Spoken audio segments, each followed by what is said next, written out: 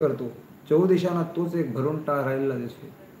अधिकार गमावले देवगण स्वर्ग भुव यांचे उत्पन्न झालेल्या वनीच्या ज्वाराने बरेचसे दग्ध होऊन महालोकी जातात व सिद्ध दशेला पोचलेले निवृत्ती धर्म पालक ऋषिगण हे ऋषुलोकी निघून जातात.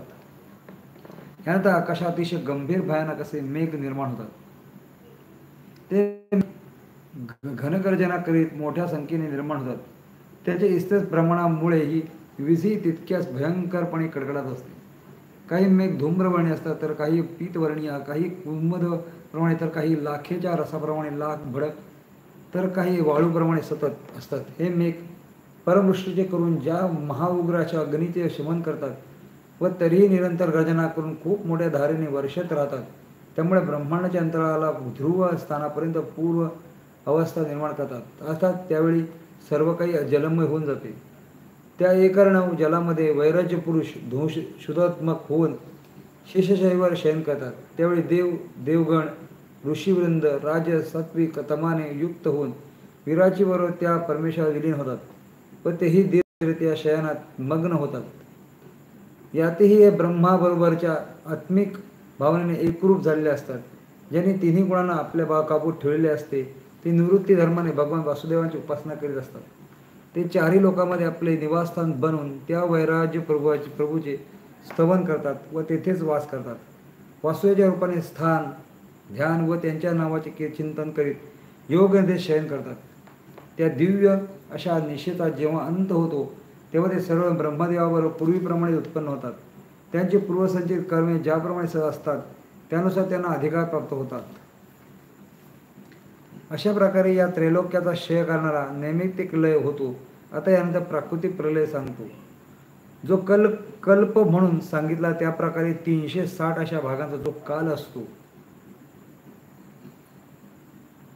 तो काल म्हणजे ब्रह्मदेवाचा एक वर्ष, दिव्य वर्ष असे त्याचे नाव आहे. ज्याच्यापासून 50 पर्वादेजी वर्षे असतात ती म्हणजे ब्रह्मदेवाचे आयुष्य. ती दोन प्रकारची मानली आहेत.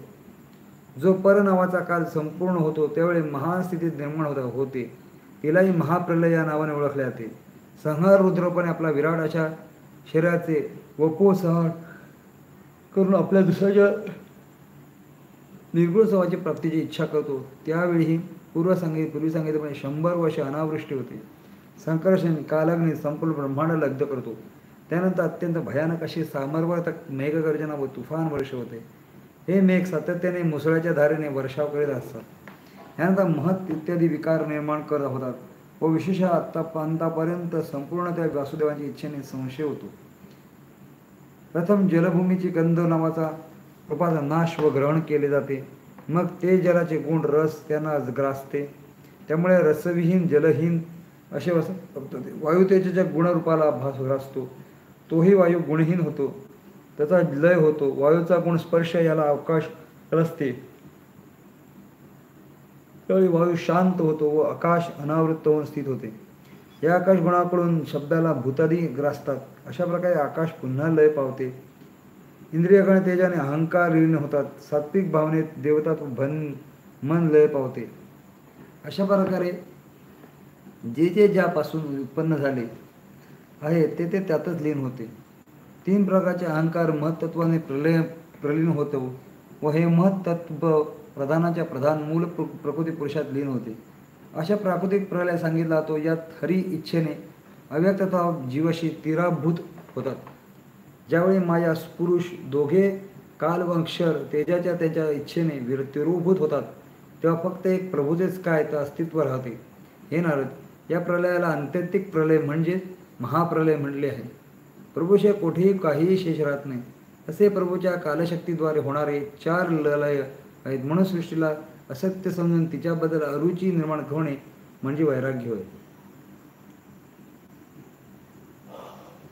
प्रभू म्हणून 9 प्रकारची भक्ती सांगितली आहे. जी ज्याला करता येईल ती त्याने करावी. अनन्य भक्ती करणारा भक्त म्हणला तो. जे हे मुनिवर प्रभू 3 प्रधर्माची युक्त अशी जी भक्ती 30 भागवत धर्म म्हणून सांगितली गेली आहे ती प्रभू सानिध्यात व संत सानिध्यात प्राप्त होते. एकांत धर्म सिद्ध्यासाठी क्रियायोगता पारायण राहावे. यांनी निष्काम कर्माची सिद्धी प्राप्त होते. तत्व परम गुह्य असे आहे. 33वं पुष्प.